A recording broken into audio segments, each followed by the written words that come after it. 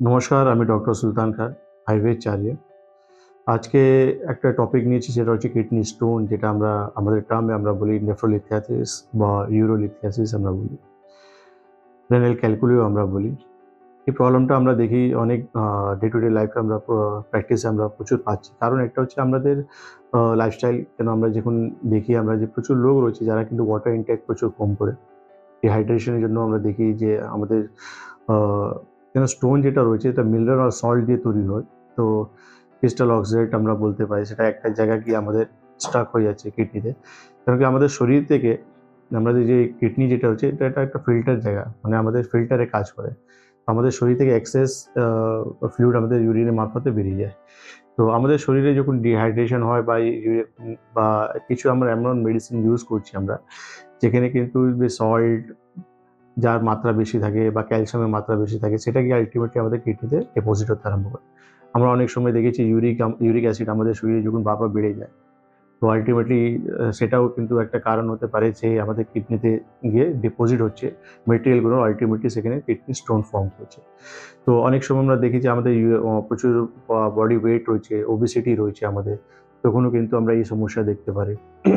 বা আমাদের স্টমাকে এমন কিছু অপারেশন হয়েছে যার জন্য আমরা দেখি যে সেই মেটেরিয়ালগুলো গিয়ে কিন্তু আমাদের কিডনিতে অ্যাকুমুলেট হচ্ছে, বা আমাদের ইউরিন রাস্তা সেই জিনিসটা কিন্তু ক্লিয়ার হতে পারছে না।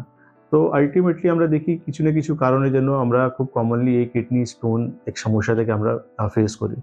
যেখানে আমরা দেখি যে সিম্পটমসগুলো আমরা দেখি যে প্রচুর পেন, আমাদের লোয়ার ব্যাকে আমরা পেইন দেখতে পারি, বা পেইনটা আমাদের নিচের দিকে গ্রোইনের জায়গায় আমাদের কিন্তু রেডিয়েট করছে, বা আমাদের ইউরিন করার সময় প্রচুর পেইন হচ্ছে, বা আটকে, আটকে ইউরিন হচ্ছে আমাদের, বা ইউরিনের কালারগুলো চেঞ্জ হচ্ছে, একটু রেডিশ একটু হালকা কালারে আমাদের, বা ক্লাউডি একটু ইউরিন আমাদের হচ্ছে, বা এর সঙ্গে আমরা দেখছি ফিভার আসছে, আমাদের জ্বর আসছে, বা নজিয়া ভমিটিং একটা টেন্ডেন্সি হচ্ছে।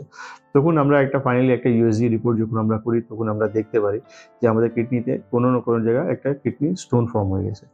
তা আমরা জানি সাধারণই স্টোন হলে আমরা খুব কমনলি একটা অপশন পেয়ে যাই অপারেশন। কিন্তু আয়ুর্বেদে এই দরকার পড়ে না। আয়ুর্বেদে যে মেডিকেশন গুলো রয়েছে, এটা কিন্তু আমাদের এই স্টোন গুলোকে ইজিলি আমাদের শরীর থেকে বার করতে অনেকটা হেল্পফুল কাজ করে। এর সঙ্গে আমাদের ডে টু ডে লাইফে আমাদেরকে জল ইনটেক বাড়িয়ে দিতে হয় আমাদের।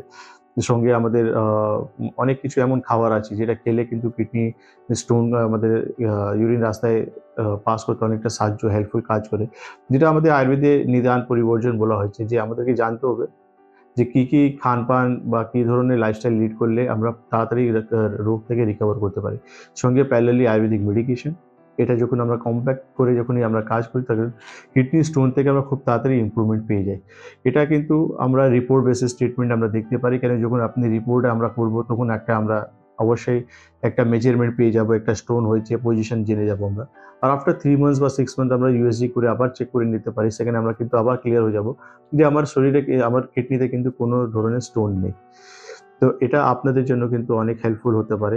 মেডিসিন মারফত আপনারা এই প্রবলেমটা সলভ করে নিতে পারেন। আজকের প্রোগ্রাম আপনাদের ভালো লাগলে আপনারা অবশ্যই like, share, comment and subscribe অবশ্যই করবেন। আজকের জন্য নমস্কার।